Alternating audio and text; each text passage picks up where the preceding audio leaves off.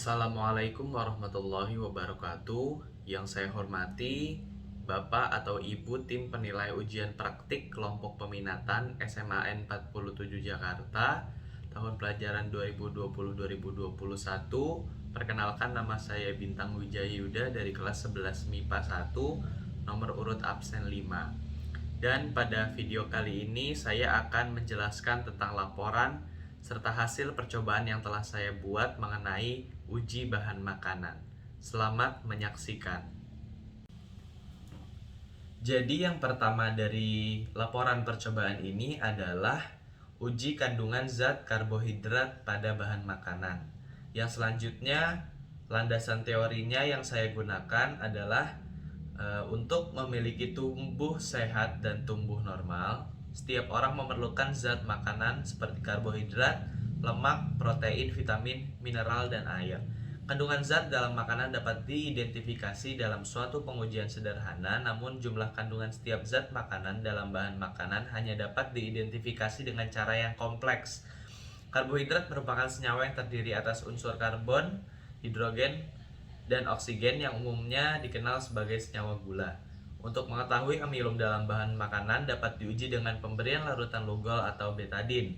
Amilum yang ditetesi larutan betadin akan memperlihatkan perubahan warna larutan lugol dalam bahan makanan menjadi berwarna biru tua atau kehitaman. Jadi bahan makanan yang mengandung amilum jika ditetesi dengan larutan lugol atau betadin, maka bagian yang ditetesi akan berwarna biru ungu atau biru kehitaman. Selanjutnya adalah rumusan masalah. Nah, sekaligus untuk menjawab pertanyaan dari ujian praktik fisika, di mana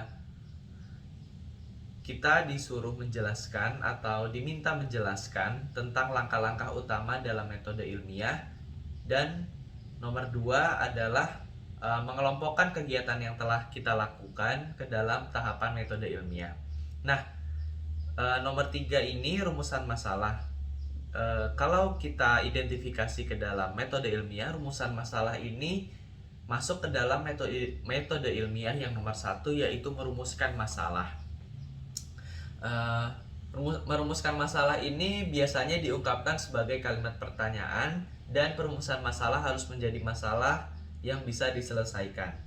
Rumusan masalah yang saya gunakan pada penelitian ini adalah bagaimanakah cara mengetahui kandungan karbohidrat pada suatu bahan makanan menggunakan larutan penguji atau betadin. Selanjutnya adalah tujuan penelitian.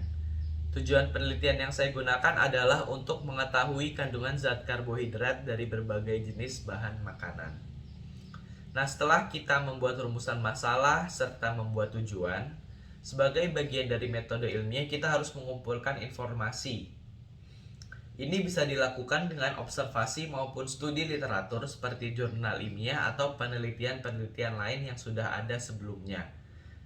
Pada percobaan kali ini, informasi yang saya cari adalah berupa makanan-makanan apa saja yang kira-kira mengandung zat karbohidrat dan apa kandungan dalam betadin atau lugol sehingga ketika ditetesi ke dalam makanan yang mengandung karbohidrat dapat berubah warna menjadi biru atau ungu kehitaman. Itu merupakan metode ilmiah yang kedua. Selanjutnya adalah hipotesis penelitian. Hipotesis penelitian ini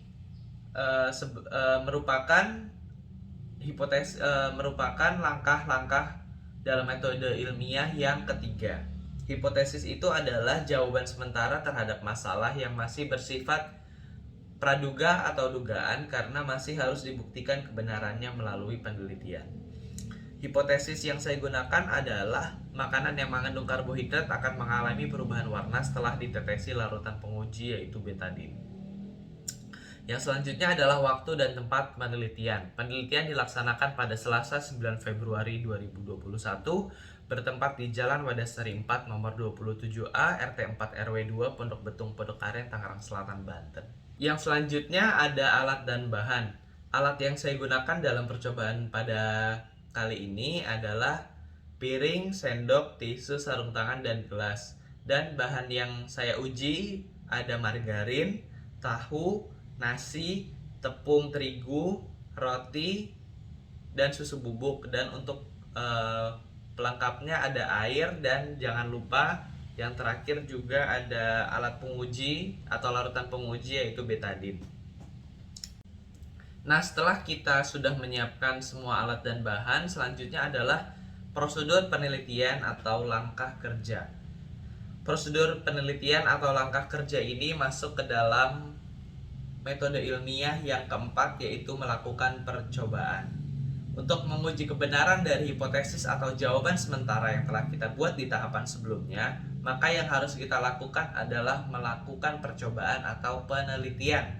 Penelitian harus dilakukan dengan teliti sehingga didapatkan data yang akurat. Mari Bapak atau Ibu penguji kita simak video berikut ini, yaitu percobaan uji bahan makanan menggunakan larutan penguji yaitu betadine. Selamat menyaksikan.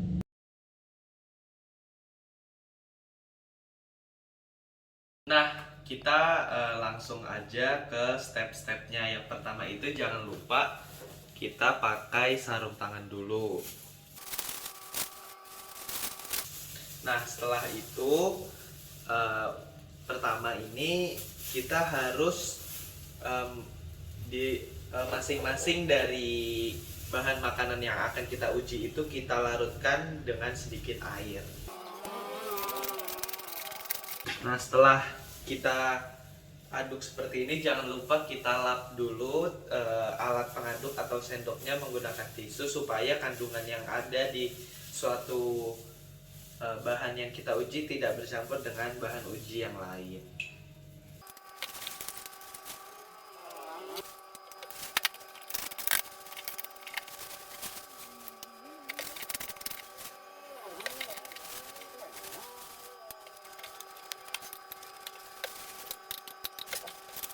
Nah, setelah kita buat menjadi larutan atau kita beri sedikit air, itu saatnya adalah kita untuk meneteskan betadine ke tiap bahan yang akan kita uji untuk mengetahui apakah bahan yang kita uji itu mengandung karbohidrat.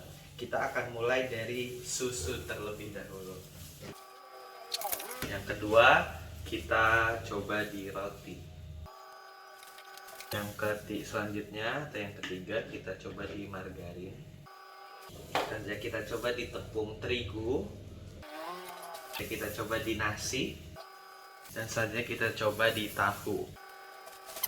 Setelah kita lakukan penetesan pada bahan makanan yang kita uji, dapat dilihat di sebelah sini, yaitu nasi, tepung, dan roti. Setelah kita teteskan betadine itu, dia berubah menjadi warna ungu atau biru yang agak kehitaman.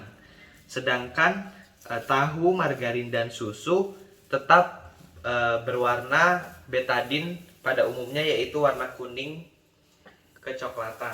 Nah, setelah kita melakukan percobaan, hal yang harus kita lakukan adalah membuat data atau grafik hasil penelitian.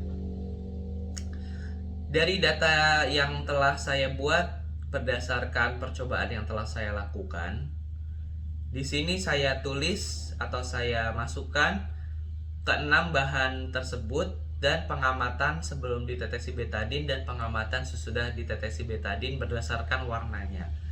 Di sini nasi, tepung terigu, dan roti pada pengamatan sebelum ditetesi betadine memiliki warna putih, dan setelah ditetesi berubah warna menjadi ungu atau biru kehitaman.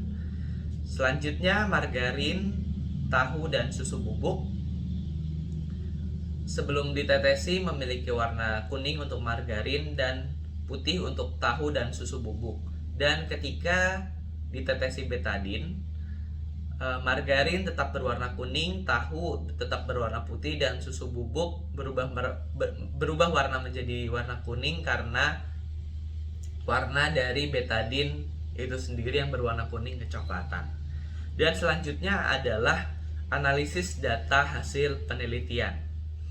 Analisis data hasil penelitian ini juga termasuk ke dalam metode ilmiah yang kelima, yaitu menganalisis data. Di tahapan ini, data-data yang telah kita peroleh dari hasil penelitian dicatat dan diolah ke dalam bentuk grafik atau diagram sehingga mudah untuk dianalisis.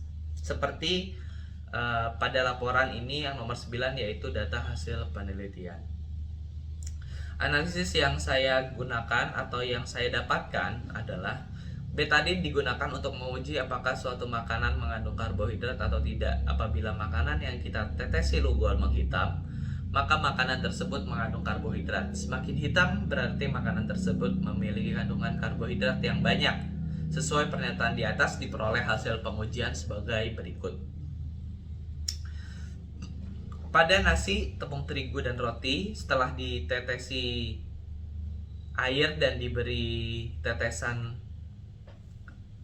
betadin atau larutan penguji, ketiga bahan ini mengalami perubahan warna menjadi ungu kehitaman setelah diberi tetesan penguji yaitu betadin. Hal ini menandakan ketiga bahan tersebut mengandung karbohidrat. Sedangkan ketiga bahan yang lain yaitu uji margarin, tahu, dan susu bubuk setelah diberi sedikit air lalu ditetesi dengan betadin sebagai larutan penguji tidak mengalami perubahan warna atau tetap berwarna awalnya. Hal tersebut menunjukkan bahwa ketiga bahan makanan ini tidak mengandung karbohidrat. Selanjutnya adalah simpulan dan saran. Simpulan dan saran ini juga termasuk ke dalam metode ilmiah, yaitu membuat kesimpulan. Penarikan kesimpulan dilakukan dengan cermat berdasarkan hasil percobaan tanpa adanya pengaruh pendapat pribadi. Kesimpulan merupakan jawaban sebenarnya dari hipotesis yang pernah diajukan. Simpulan yang saya dapat adalah bahan makanan yang mengandung karbohidrat adalah nasi, tepung terigu, dan roti. Hal tersebut ditunjukkan karena terjadi perubahan warna pada ketiga bahan makanan tersebut ketika diberi tetesan larutan penguji yaitu betadin. Sedangkan ketiga bahan lainnya yaitu margarin, tahu, dan susu bubuk tidak mengandung karbohidrat.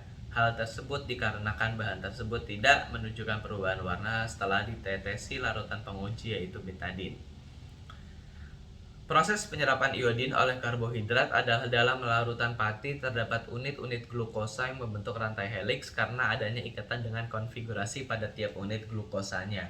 Bentuk ini dapat menyebabkan pati membentuk kompleks sehingga molekul iodium dapat masuk ke dalam spiralnya.